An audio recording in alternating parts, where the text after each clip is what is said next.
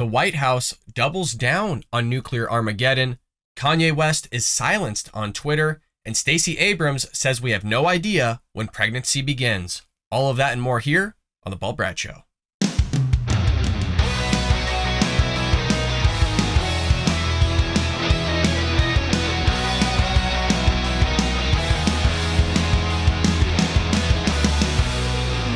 Welcome to The Bald Brad Show. It is Monday, October 10th, and as always, I couldn't be happier than to kick this week off right, doing The Bald Brad Show and hanging out with all of you, my friends and true American patriots, where we come together as a community of conservatives and Republicans, go over the stories of the day, and bring you all the news and information you need to know about. So if you want to join us here at The Bald Brad Show and you haven't done so, what are you doing? Hit that subscribe button. If you're over at Rumble, hit the plus and give us a comment down below.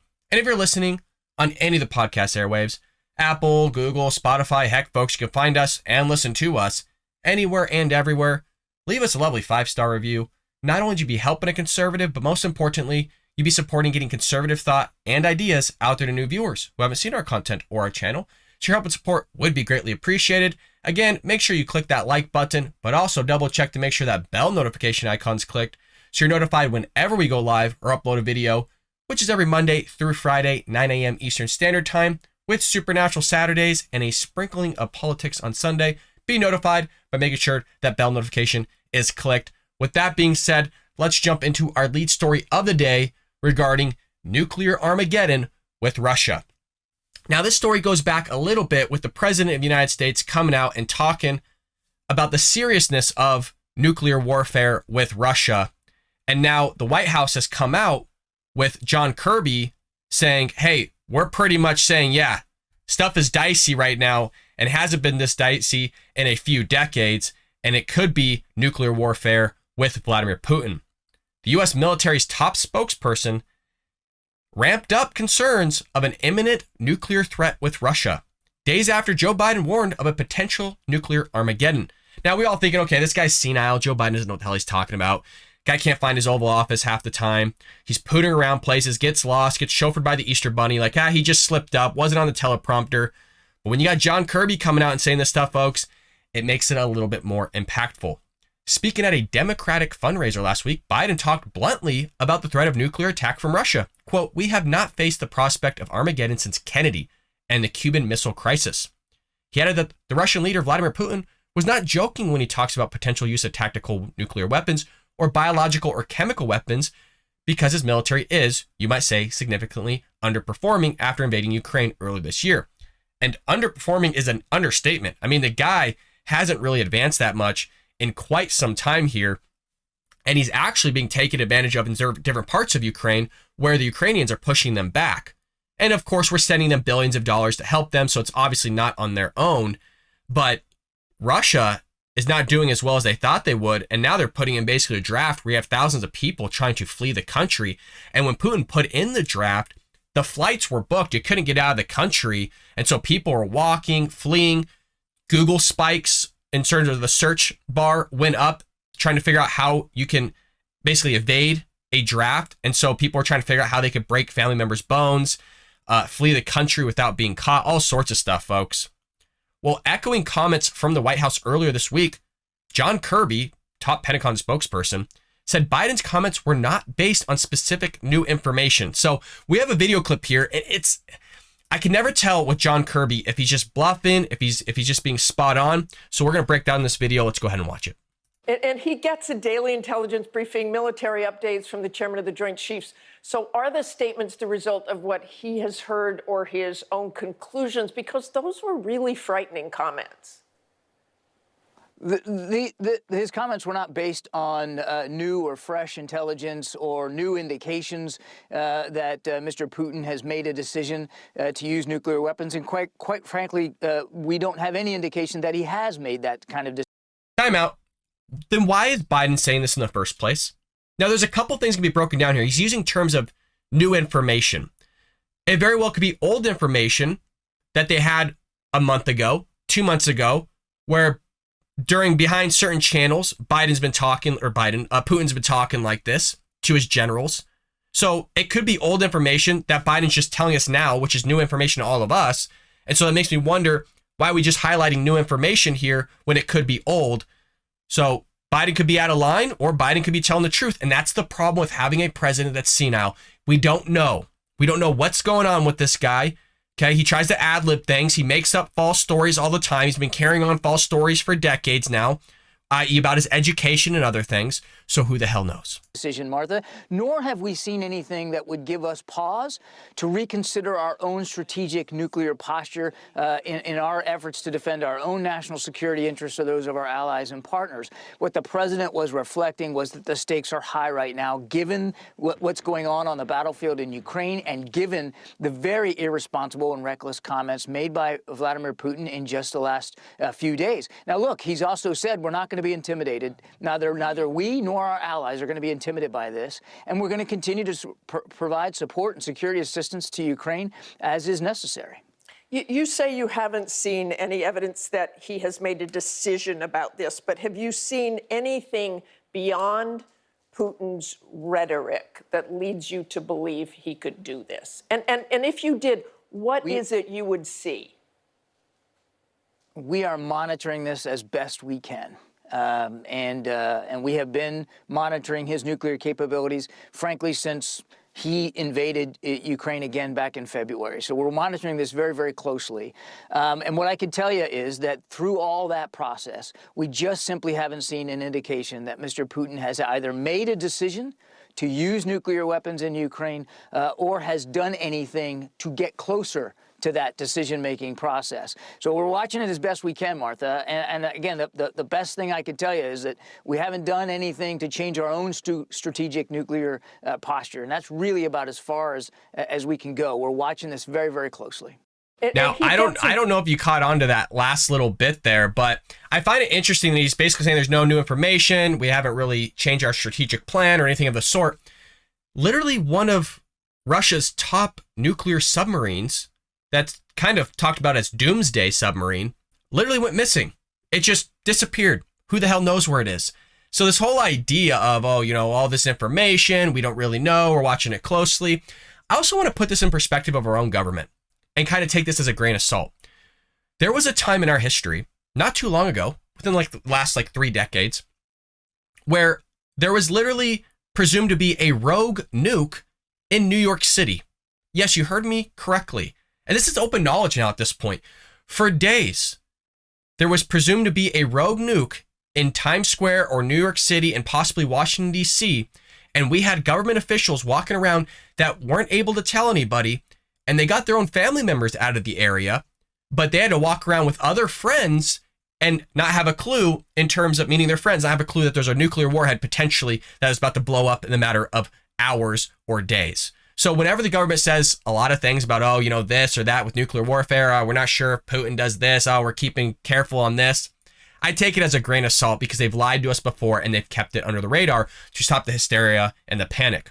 Quote, his comments were not based on new or fresh intelligence or new indications that Mr. Putin has made a decision to use nuclear weapons.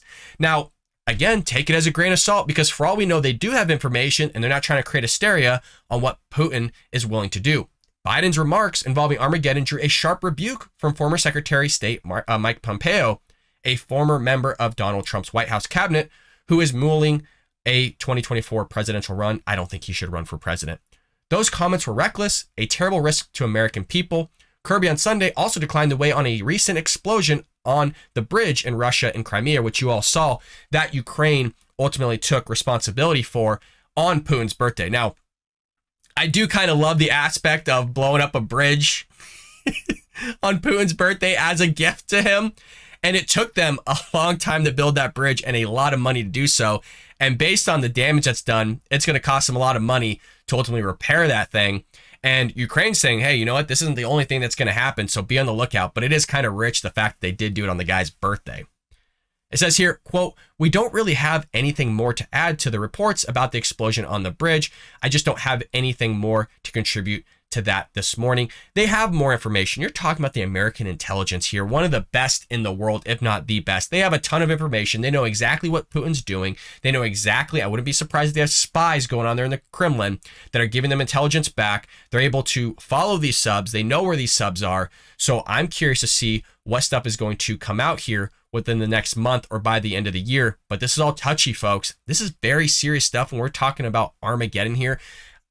Whenever we hear Ben Shapiro talk about it, any outlet, yes, we are trying to kind of diminish the impact of what's going on here. But I mean, you're talking the end of the world type stuff. Now, if Russia does throw a nuke at Ukraine, I don't think that we are going to nuke him back. I think it's going to be one of those of you just eat it, and you're talking catastrophic events.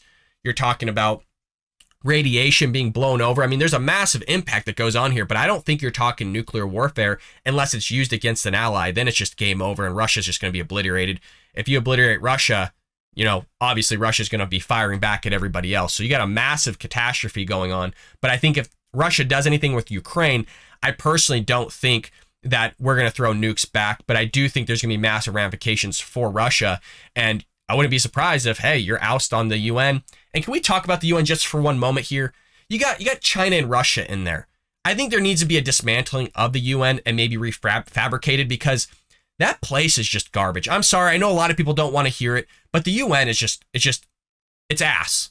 Okay. The stuff that they've been doing, talking crap on the United States, taking our money, talking about human rights, humanitarian rights, all this stuff.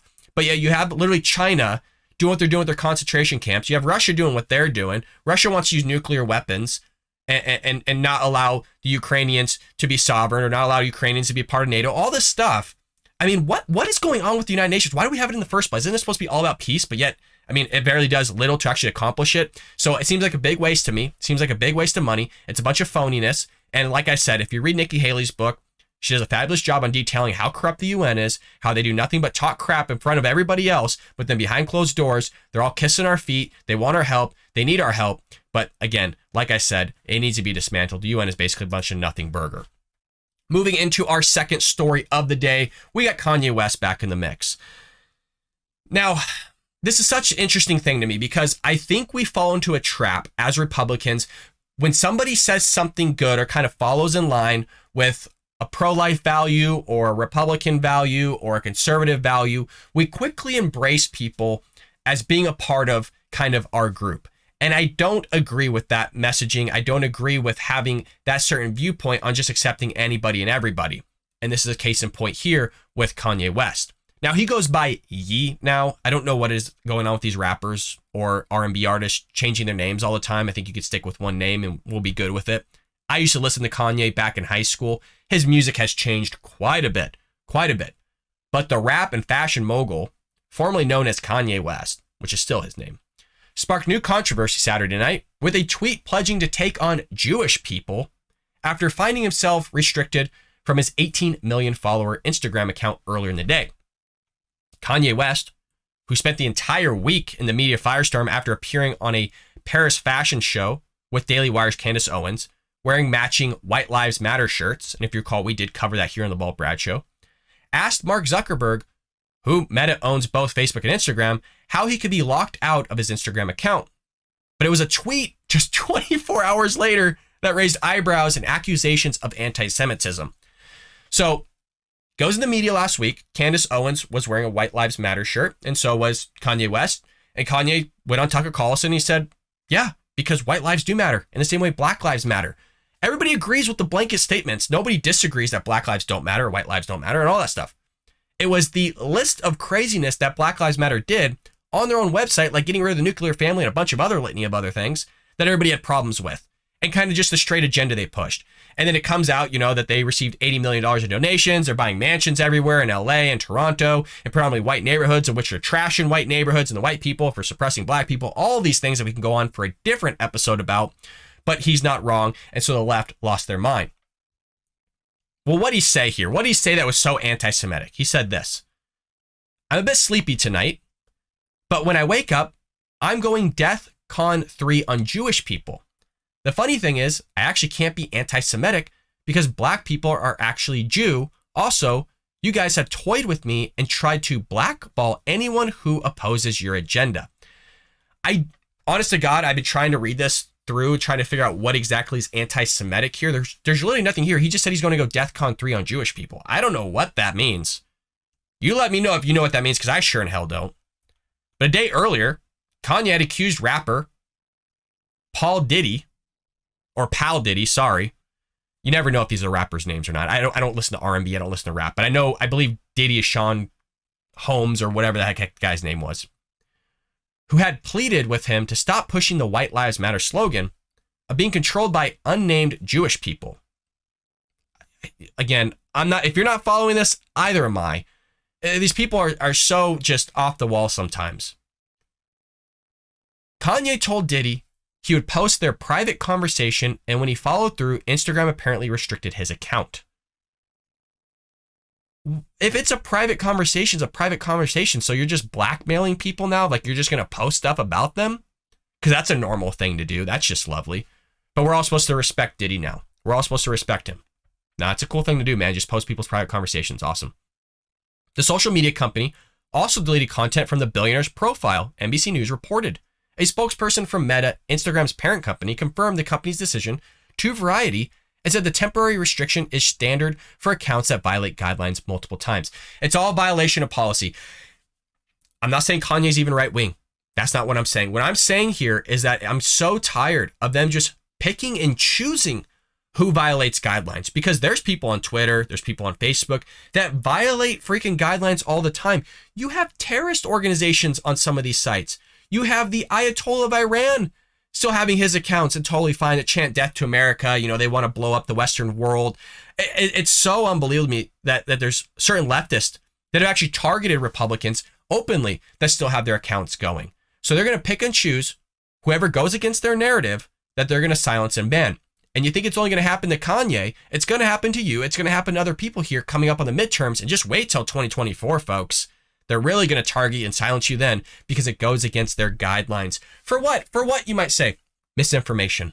Or if they really want to move it, disinformation. You've been all in that playbook before. What happened before on how Joe Biden got in office, partially because they suppressed the Hunter Biden laptop story by calling it not just misinformation, but Russian disinformation. And it turned out to be what? It turned out to be true, but Facebook wouldn't allow you to talk about it. Instagram wouldn't allow you to talk about it. Twitter wouldn't allow you to talk about it. And if you did, you were silenced and removed. So even though you're saying something that's true, you're going to get backlash from the meta world, from the big tech companies to silence your speech. But they're all supposed to be free speech, right? That's why we started these platforms. Yeah, like we believe all of you anymore. Democrats, progressive leftists on this whole thing. Kanye, who has 31 million followers on Twitter, but had not posted anything for more than a year until literally Friday, when he tweeted a picture of a black baseball cap with 2024 emblazoned on the bill, touching off speculation that he was considering a presidential run. Not going to vote for the guy. No way in hell I'm voting for Kanye. There's a couple reasons. One, he's done a lot of crazy ass things. Two, I just don't agree with everything that he does. Remember, this is the guy that literally went on stage, interrupted Taylor Swift during her speech. It's this guy. And this is where I think we get caught in a trap with Republicans and conservatives, that just because somebody says something conservative and Republican, all of a sudden we're going to embrace them. I don't embrace everything that Kanye does. To me, he just seems like an average Joe. Yeah, he's a billionaire. Yeah, he has music. And yeah, he has a big following. But there's things that he does that I like, and there's things that he does that I dislike. He's just another average person to me. There's nothing that I see through his philosophy, through the things that he's proposed, that he's qualified to be a president. I mean, he himself has acknowledged that he has mental illness. So why would I want to let him run for president?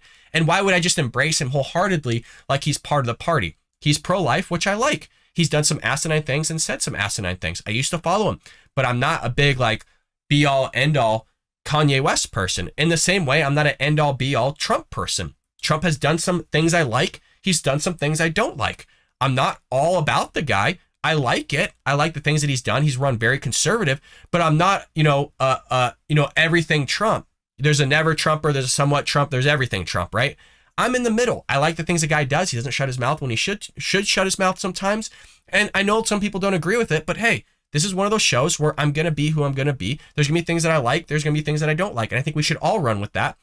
And look, I'll give you a prime example of somebody that I love and somebody that I actually follow and I believe in their philosophy. And I actually predominantly believe with a lot of things they say. And that would be Ben Shapiro and Michael Knowles. Those two guys actually fall pretty in line with on most issues, basically, other than maybe culture itself in terms of movies. But I'm kind of going off the beaten path here with Kanye, but I think I have my point across of just because he's pro-life and just because he has said some things that are maybe part of the MAGA group or maybe a part of the conservative group doesn't mean that I'm going to embrace him wholeheartedly. I'm not a fan of him, but I'm also not disliking him. I think my point comes across. I don't think he should be silenced, and I don't think he should be banned or removed off certain platforms. I don't still get what he said that was exactly anti-Semitic. Some of you can maybe let me know in the comments below. I'm not seeing it. Maybe you are. Again, let me know. Well, Kanye West followed up again with the baseball cap tweet early Saturday with asking Zuckerberg how you gone kicked me off Instagram, which promoted Kanye pal and possibly soon to be Twitter owner Elon Musk to offer a digital greeting. Welcome back to Twitter. And we all know how that happened and went on later.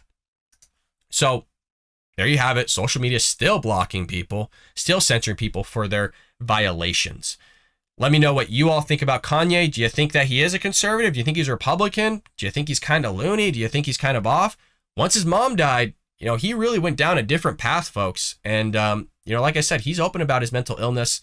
There's things, again, that I like. I know I'm repeating myself, but there's things with him that I don't like. I'm not a big follower of him, but we will see where he ends off. Moving into our last story of the day, we got Stacey Abrams, folks, declaring it is a fallacy that we know exactly when pregnancy starts. By the way, this lady still thinks she's the governor of Georgia, by the way. Georgia Democratic gubernatorial candidate Stacey Abrams claimed on Sunday that it is a fallacy that we know exactly when a pregnancy starts. Abrams has opposed Georgia's heartbeat law, banning abortions after 6 weeks or when a fetal heartbeat can be detected. Appearing on Fox News Sunday, Abrams was asked about what she would consider an acceptable limit for abortion restrictions. Do you think that she answers the question, or do you think she kind of dodges it here, folks? I'm sure you can kind of guess on where she's at in terms of answering the question, but let's go ahead and hear it from the horse's mouth together. Were you to become governor, where would you draw the line? 15 weeks, viability, 36 weeks? What's the limit? What I've always said is that abortion is a medical decision that should be made by a doctor and the woman, and that the point of viability as determined by a doctor should always take into consideration the life and health of a woman. That should be the standard. But the arbitrary standards of timelines ignore the medical reality that it is a fallacy. We know exactly when a pregnancy starts, that we know exactly where we are in the system, in the term. And what doctors will tell you is that they need to make decisions based on the woman they are treating. And what women will tell you is that they need the right to make medical decisions that can save their lives and save their ability to control their bodies and their futures. This lady, man. If you recall, just a few weeks ago, we did a story here on how she was basically saying that the ultrasounds were made up, that you weren't actually hearing the heartbeat, that it was a manufactured sound, it was fake. And then we got people that were commenting on it in our comments down below, talking about how it was legit, how what she was saying was true. When you could do a simple Google search.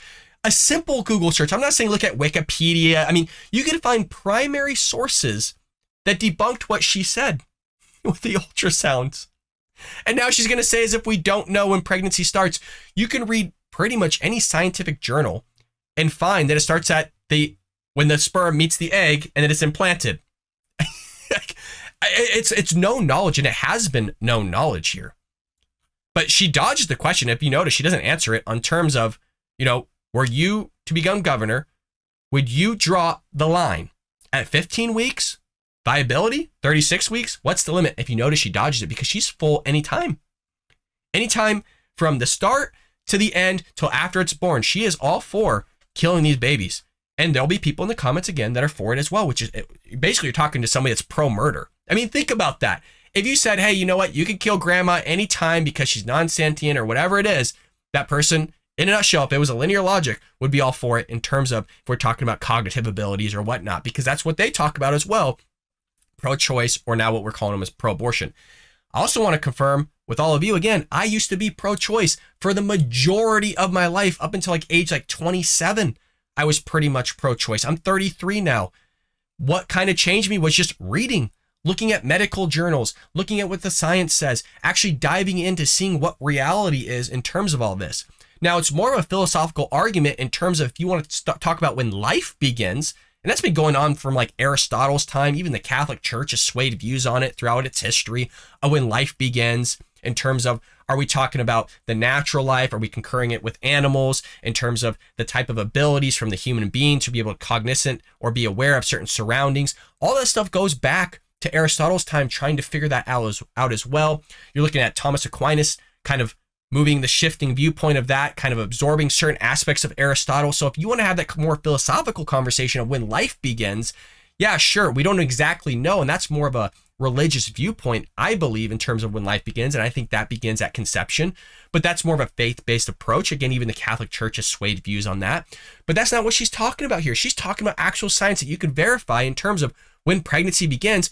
You can look at Harvard, you can look at Yale, you can look at Cornell. I mean, you can look at all these places, these institutions, and they would all be resoundingly in the same spot of, yes, implementation, where it attaches, where it starts growing. So I know I'm being a dead horse here, but it's crazy. Abrams has made a series of public comments espousing radical and uncompromising pro-abortion views. In September, which we covered, Abrams claimed that a fetal heartbeat detectable by ultrasound equipment was a manufactured sound used as a tool to oppress women. Yes, you heard that correctly. She talked about the patriarchy too.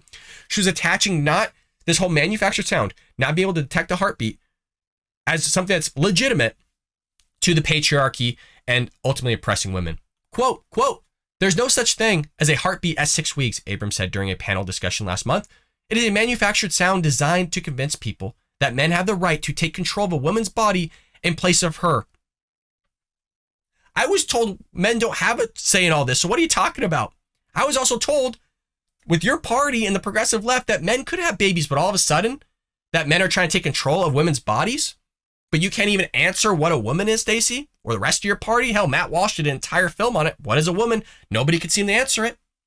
In a previous Fox News Sunday appearance in June, Abrams rejected a federal court decision that upheld the heartbeat law. Quote, I do not support the decisions. Of course she doesn't. And I would reject the notion that this is still the will of the people. This is a political decision made by the narrowest of margins and done to satisfy an even narrower constituency. I believe that should be a choice made between a doctor and a woman and in a consultation with her family. But I think the challenge that we have is that we are putting in a political space. It's obviously political. It's always going to be political. Hell, Roe v. Wade was political. You had Griswold v. Connecticut was political. You had the Dobbs decision was political. I mean, all this stuff is ultimately end up going to be political. But I think a lot of it has to do with basically the decline in religion here in America and the decline of instituting those religious values into our youth in the school system, which has been removed for quite some time. So there's a litany of, I think, philosophical conversation that can evolve in this in terms of when we started declining, when we started talking about this. You had a decline in religion in the United States when abortion started increasing. I mean, there's some really, really fun, interesting statistical data on this in terms of why Americans have started becoming more pro-abortion in certain trimesters.